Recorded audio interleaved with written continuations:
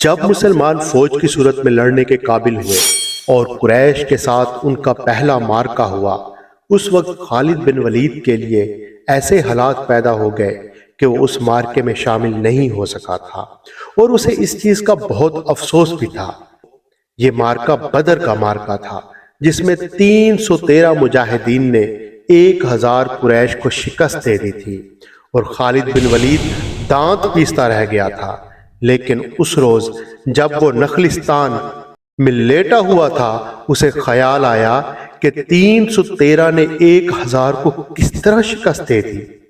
اس نے شکست کھا کے واپس آنے والوں میں سے پوچھا کہ مسلمانوں میں وہ کون سی خوبی تھی جس نے انہیں فتح یاب کیا تھا۔ خالد اٹھ بیٹھا اور انگلی سے ریت پر بدر کے میدان کے خد و خال بنا کر قریش اور مسلمانوں کی پوزیشنیں اور مارکے کے دوران دونوں کی چالوں کی لکیریں بنانے لگا۔ باپ نے اسے فن حرب و ضرب کا ماہر بنا دیا تھا۔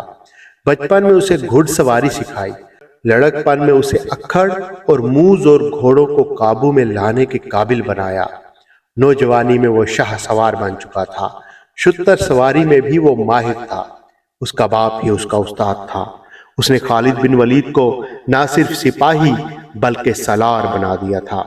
خالد کو جنگ و جدل اتنی اچھی لگی کہ وہ لڑنے اور لڑانے کے طریقوں پر غور کرنے لگا، اور جوانی میں فوج کی قیادت کے قابل ہو گیا تھا۔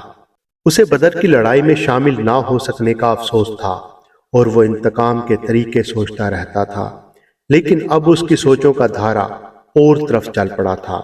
مکہ سے روانگی سے کچھ عرصہ پہلے سے وہ اس سوچ میں کھو گیا تھا کہ رسول اکرم صلی اللہ علیہ وآلہ وسلم نے رکانہ پہلوان کو 3 بار زمین پر زور سے پٹخا تھا، اور آپ صلی اللہ علیہ وآلہ وسلم کا چچا رکانہ منہ جھکائے ایک طرف چل دیا تھا۔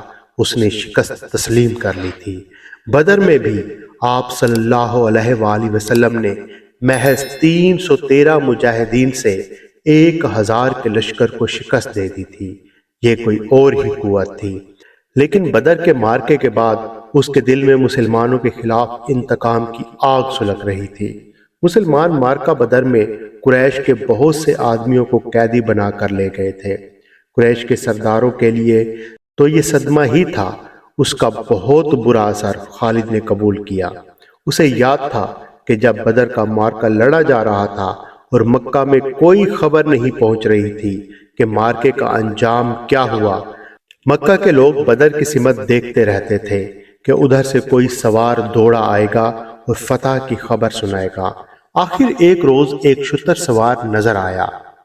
لوگ اس کی طرف دوڑ پڑے۔ سوار نے عرب کے رواج کے مطابق اپنا کرتا پھاڑ دیا اور وہ روتا آ رہا تھا۔ بری خبر لانے والے قاصد ایسے ہی کیا کرتے تھے۔ وہ جب لوگوں کے درمیان پہنچا تو اس نے روتے ہوئے بتایا کہ اہل قریش کو بہت بری شکست ہوئی ہے۔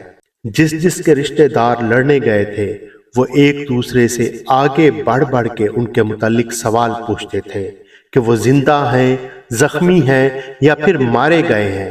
شکست خوردہ قریش پیچھے آ رہے تھے۔ مارے جانے والوں میں 17 افراد خالد بن ولید کے قبیلے بنو مخزوم کے تھے، اور ان سب کے ساتھ خالد کا خون کا بڑا قریبی رشتہ تھا۔ ابو جہل بھی مارا گیا تھا۔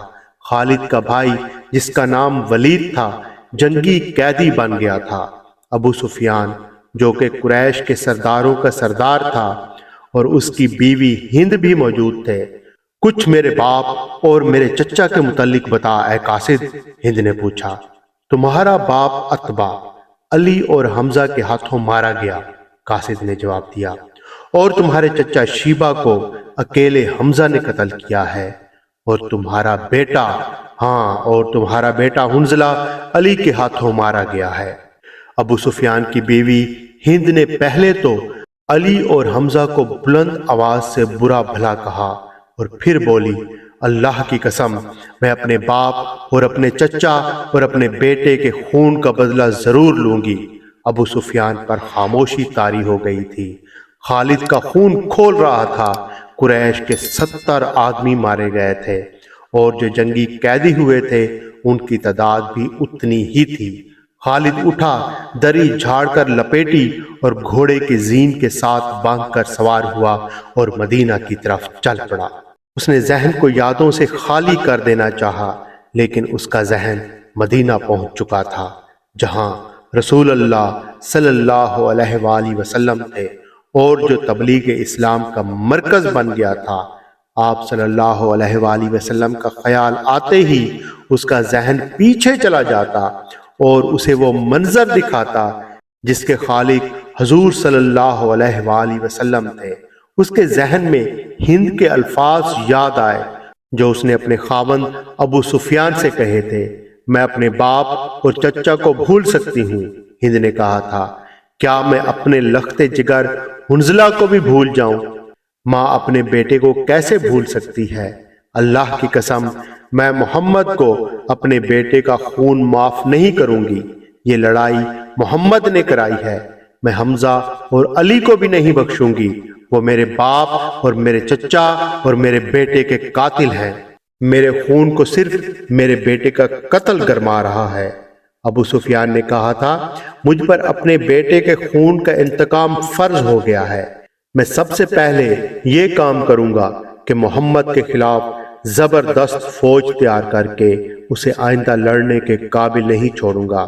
مشہور مورخ اور وقائع نگار عقدی لکھتا ہے کہ اگلے ہی روز ابو سفیان نے تمام سرداروں کو بلایا۔ ان میں زیادہ تعداد ان سرداروں کی تھی جو کسی نہ کسی وجہ سے جنگ بدر میں شریک نہیں ہو سکے تھے، اور ان میں سے ہر ایک کا کوئی نہ کوئی عزیز اس جنگ میں مارا گیا تھا۔ سب انتقام کا ارادہ لے کر اکٹھے ہوئے، لیکن مجھے زیادہ باتیں کرنے کی ضرورت ہے۔ ابو سفیان نے کہا، میرا اپنا جوان بیٹا مارا گیا ہے، اگر میں انتقام نہیں لیتا تو مجھے جینے کا کوئی حق نہیں۔ سب ایک بار ہی بولنے لگے اور اس بات پر متفق تھے کہ مسلمانوں سے بدر کی شکست کا انتقام لیا جائے، لیکن آپ میں سے کوئی بھی اپنے گھر میں بیٹھا نہ رہے۔ خالد نے کہا، بدر میں ہم صرف اس لیے ذلت میں گھرے کہ سردار گھروں میں بیٹھے رہے اور لوگوں کو لڑنے بھیج دیا جو قریش کی عظمت کو نہیں سمجھتے تھے۔ کیا میرے باپ کو بھی قریش کی عظمت کا خیال نہ تھا؟ خالد کے چچا زاد بھائی اکرمہ جو ابو جہل کا بیٹا تھا، اس نے برہم ہوتے ہوئے کہا، کیا صفوان بن امیہ کے باپ کو بھی قریش کی عظمت کا خیال نہ تھا؟ تم کہاں تھے؟ الولید کے بیٹے، ہم یہاں ایک دوسرے سے لڑنے کے لیے اکٹھے نہیں ہوئے۔ ابو سفیان نے کہا، خالد تمہیں ایسی بات نہیں کرنی چاہیے جس سے کوئی اپنی بے عزتی محسوس کرے۔ ہم میں سے کوئی بھی عزت والا نہیں رہا۔ خالد نے کہا، ہم سب اس وقت بے عزت رہ رہے ہیں جب تک ہم محمد صلی اللہ علیہ وآلہ وسلم اور اس کے پیروکاروں کو ہمیشہ کے لیے ختم نہیں کر دیتے۔ مجھے اپنے گھوڑوں کے سموں کی قسم، میرے خون کی گرمی نے میری آنکھیں جلا دی ہیں۔ ان آنکھوں کو مسلمانوں کا خون ہی ٹھنڈا کر سکتا ہے۔ میں پھر کہوں گا کہ اب سردار آگے ہوں گے اور میں جانتا ہوں کہ میدان جنگ میں کہاں ہوں گا، لیکن جنگ میں ہمارا جو سردار ہوگا میں اس کے حکم کا پابند رہوں گا، اور اگر میں سمجھوں گا کہ مجھے سردار نے ایسا حکم دیا ہے جو ہمیں نقصان پہنچا سکتا ہے تو میں اس کا حکم نہیں مانوں گا۔ سب نے متفقہ طور پر ابو سفیان کو اپنا سردار مقرر کیا۔ اس سے ایک روز پہلے اہل مکہ کا ایک قافلہ فلسطین سے مکہ واپس آیا تھا۔ یہ تجارتی قافلہ تھا۔ مکہ کے باشندوں خصوصاً قریش کے ہر خاندان نے اس تجارت میں حصہ ڈالا تھا۔ اس قافلے میں کم و بیش 1000 اونٹ تھے۔ جو مال گیا تھا اس کی مالیت 50,000 دینار تھی۔ قافلے کا سردار ابو سفیان تھا جس نے 50,000 پر 50,000 دینار منافع کمایا تھا۔ قافلے سے واپسی کا راستہ مدینہ سے گزرتا تھا۔ مسلمانوں کو پتہ چل گیا۔ انہوں نے پورے قافلے کو گرفتار کرنے کا ارادہ کیا اور ایک مقام پر قافلے کو گھیرے میں لے لیا، لیکن وہ زمین ایسی تھی کہ ابو سفیان نے ایک آدمی اور ایک ایک اونٹ کو زمین کے اونچے نیچے خد و خال سے فائدہ اٹھاتے ہوئے گھیرے سے نکال دیا تھا۔ خالد کا گھوڑا خرامہ خرامہ مدینے کی طرف چلا جا رہا تھا، مگر خالد کا ذہن پیچھے کو سفر کر رہا تھا۔ اسے اس وقت کا جب قریش انتقام کی سکیم بنانے کے لیے اکٹھے ہوئے تھے ایک ایک لفظ جو اس نے کہا تھا سنائی دے رہا تھا۔ اگر تم نے مجھے اپنی سرداری دی ہے تو میرے ہر فیصلے کی پابندی تم پر لازم ہے۔ ابو سفیان نے کہا، میرا فیصلہ یہ ہے کہ میں نے ابھی 50,000 دینار منافع سب میں تقسیم نہیں کیا، وہ میں تقسیم بھی نہیں کروں گا۔ یہ مسلمانوں کے خلاف فیصلہ کن جنگ میں استعمال کروں گا۔ مجھے اور میرے خاندان کو یہ فیصلہ منظور ہے۔ سب سے پہلے خالد نے کہا، پھر منظور ہے، ایسا ہی کرو، منظور ہے، منظور ہے۔ سب کی آوازیں اٹھیں۔ میرا دوسرا حکم یہ ہے، ابو سفیان نے کہا، کہ جنگ بدر میں ہمارے جو آدمی مارے گئے ہیں ان کے لواحقین آہوزاری کر رہے ہیں۔ میں نے مردوں کو دھاڑے مارتے اور عورتوں کو بین کرتے سنا ہے۔ اللہ کی قسم، جب آنسو بہہ جاتے ہیں تو انتقام کی آگ سرد پڑ جاتی ہے۔ آج کے بعد بدر کے مقتولین پر کوئی نہیں روئے گا۔ اور میرا تیسرا حکم یہ ہے کہ مسلمانوں نے بدر کی لڑائی میں ہمارے آدمیوں کو قید کیا ہے، ان کی رہائی کے لیے کوشش نہیں کی جائے گی۔ تم جانتے ہو کہ مسلمانوں نے قیدیوں کی رہائی کے لیے ان کے درجے مقرر کر دیے ہیں اور ان کا فدیہ 1000 سے 40 درہم مقرر کیا ہے۔ ہم مسلمانوں کو 1 درہم بھی نہیں دیں گے، یہ رقم ہمارے ہی خلاف استعمال ہوگی۔ ناظرین گرامی، چینل آئی بیان پہ ہم اسلامی واقعات کی ویڈیو شیئر کرتے ہیں۔ اگر ویڈیو پسند آئی ہے تو ویڈیو کو لائک اور چینل کو ضرور سبسکرائب کیجیے۔ شکریہ۔